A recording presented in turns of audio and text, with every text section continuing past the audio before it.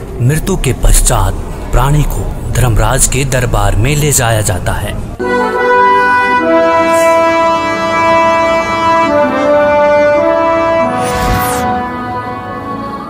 पृथ्वीलोक पर प्राणी जैसा भी कर्म करता है उसका विवरण हर रोज धर्मराज के बही में ऑटोमेटिकली फैक्स हो जाता है।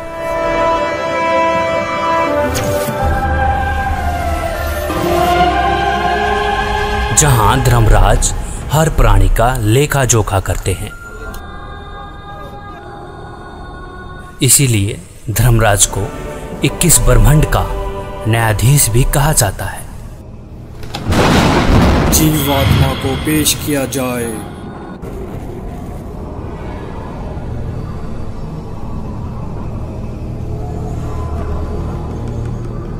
इसने प्राय स्त्री के साथ दुष्कर्म और हत्या का पाप किया है, इसे नरक में डाला जाए।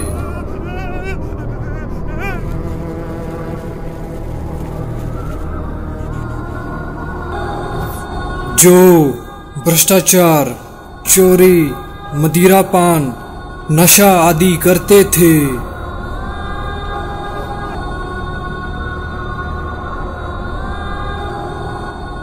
पर स्त्री के साथ दुष्कर्म,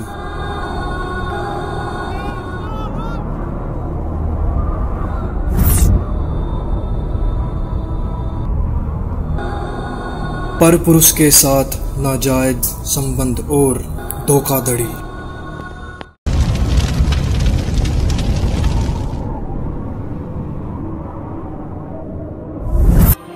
दो नंबर का काम करके कमजोर और असहाय लोगों का शोषण करना और मनुष्य के जीवन के साथ खिलवाड़ करना।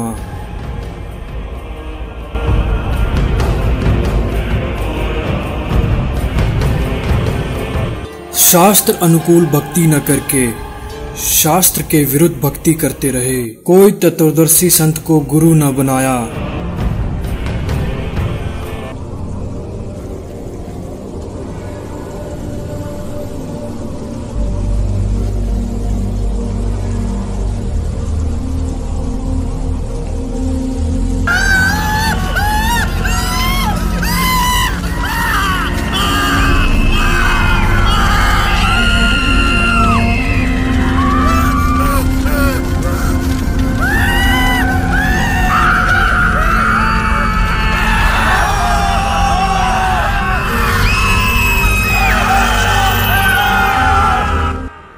परमात्मा ने कष्ट देखा और उसको आना पड़ेगा, शास्त्रों को खोलना पड़ेगा और इतिहास को फिर दोहराना पड़ेगा जो 600 साल पहले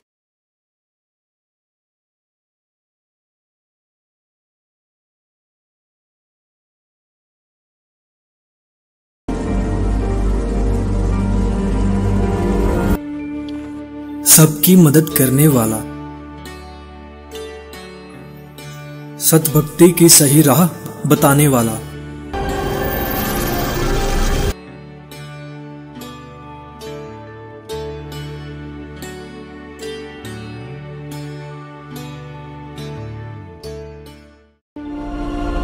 बहुत सारी आत्माएं तत्व ज्ञान को जानकर सतलोक चली जाएंगी। तेरे कोटी में झांकी सुरता तो हे पति बुलावे है, इस मोह ममता के जाल में तने काल फसावे है। अपने पति को भूल बावड़ी बैठी आराम संगर के, काम क्रोध मोह लोभ मस्करे रिये जारा के। अपने पति को भूल बावड़ी बैठी आराम संगर के, काम क्रोध मोह लोभ मस्करे रिये जारा ते डर के। मात पिता संतान संपत्ति में तू तो उलझ गई घर के, मिलना चाहे पति अपने ते बांधे कफन सिर के। उस पूर्ण परमात्मा की भक्ति करने के पश्चात यह आत्मा उस जगह चली जाएगी जहाँ की हर वस्तु कभी खराब नहीं हो सकती और वहाँ पर हमेशा कभी बुढ़ापा कभी नहीं आता, हमेशा युवा शरीर रहता है।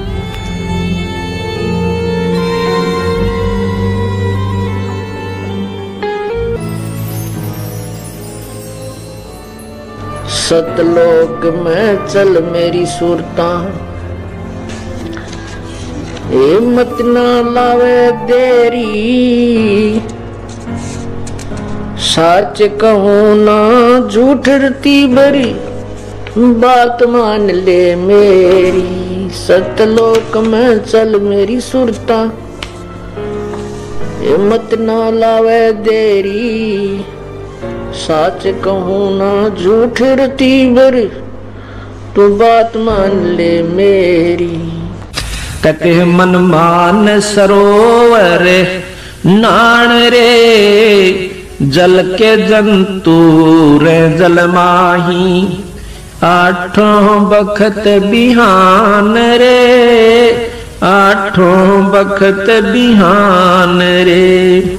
मन मान सरोवर नाण रे, जल के जंतु रे जल माही, आठों बखत बिहान रे। कि भाई मन नुक है मान सरोवर नहाया करे। ऊपर जो सरोवर है सतलोक की तरफ चलते हैं ना, इस मृत मंडल में भी 21 ब्रह्मांड के अंदर भी मान सरोवर है, इनसे ऊपर सतलोक में भी मान सरोवर है।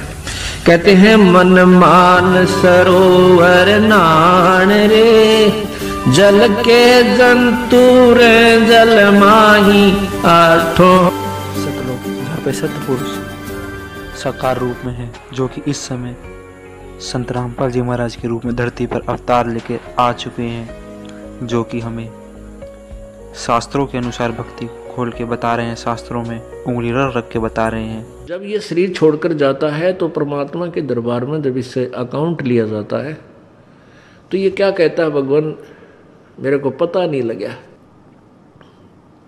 मुझे ज्ञान नहीं हुआ कि मुझे क्या करना चाहिए था, भक्ति करनी चाहिए थी या नहीं थी। तो परमात्मा उलाहने में नहीं रहते, परमात्मा ये भी कसर नहीं छोड़ते। प्रत्येक गांव में,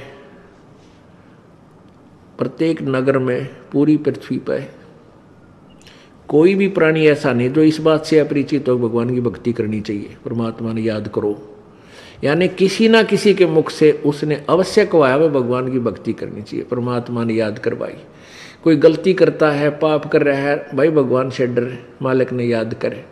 यानी इस तरह की प्रेरणा प्रत्येक प्राणी तक मालिक ने पहुंचा रखी होती है। फिर दूसरा ये होता है, जैसे आप जी गए हुए हो, आप प्रत्येक भाई को, बहन को, मित्र को, सहेली को, कोई रिलेटिव है, संबंधी, उनसे अवश्य ये चर्चा करते हो कि भगवान की भक्ति करो और भक्ति का मार्ग ये है, वो भक्ति का साधना ठीक नहीं है। तो भले ही वो नहीं मान रहे हैं तो उनका दुर्भाग्य है। जब वो सच्चे दरबार में जाकर खड़े होंगे उनका कोई पुण्य उनके साथ होगा नहीं, क्योंकि भक्ति शास्त्र विरुद्ध है। गीता जी अध्याय नंबर 16 के श्लोक नंबर 23 में कहा कि अर्जुन, शास्त्र विधि को त्याग कर जो मनमाना आचरण करते हैं, मनमाने आचरण का अर्थ है जो अपनी मर्जी से लोक वेद के आधार पर, सुनी सुनाई कथाओं के आधार पर, ज्ञान के आधार से पूजाएं करते हैं, वो मनमाना आचरण कहलाता है, जो वेदों और गीता में वर्णित नहीं है। जो शास्त्र विधि को त्याग कर मनमाना आचरण करते हैं उनकी ना तो कोई सिद्धि होती है, ना उनकी गति होती है, ना कोई सुख होता है, यूजलेस। तो जो साधना आप कर रहे थे वो तो उनके पास साथ भक्ति धन हुआ नहीं और पापों की गठड़ी बंध गई पूरी। पाप बहुत इकट्ठे कर लिए, क्योंकि पाप तो दिन में बिना गिनती के होते हैं और पुण्य करने के लिए विशेष व्यवस्था करनी पड़ती है, गुरु बनाना पड़े।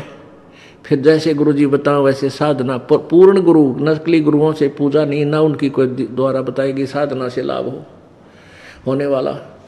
तो ऐसे पूरा गुरु मिले, फिर आप सच्ची लगन से, सच्चे तरीके से लगे, तब पुण्य बने। तो पुण्य तक कोई उनका बना नहीं, पाप की गठड़ी बंद गई। फिर वहां जा खड़ा हुआ धर्मराज के दरबार में।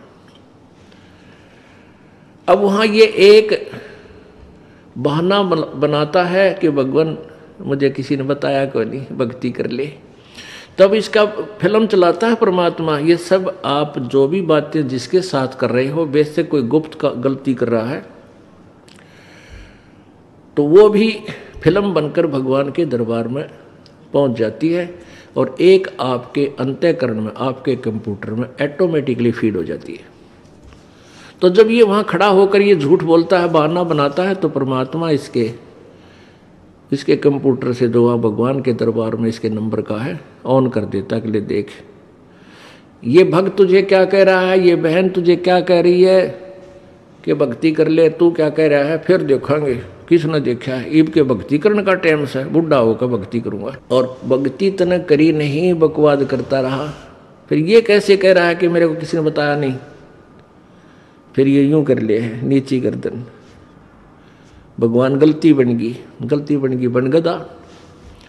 अब गलती की सजा दूं मैं, मेरे पास और कोई विकल्प नहीं, जैसी तू करेगा वैसा फल दे दूंगा।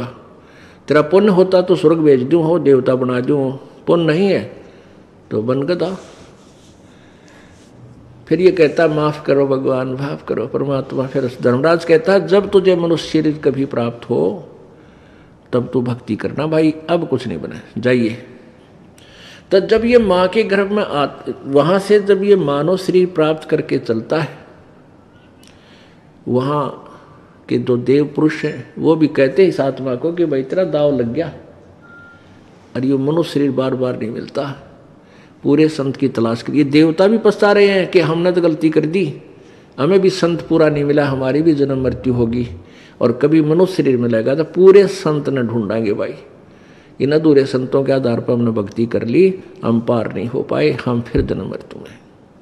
तो आने वाले मानव शरीर प्राप्त करने वाले को प्रत्येक ने एक सलाह देते हैं कि तेरा दाव लग गया भाई, भक्ति करिए, बकवाद मत करना।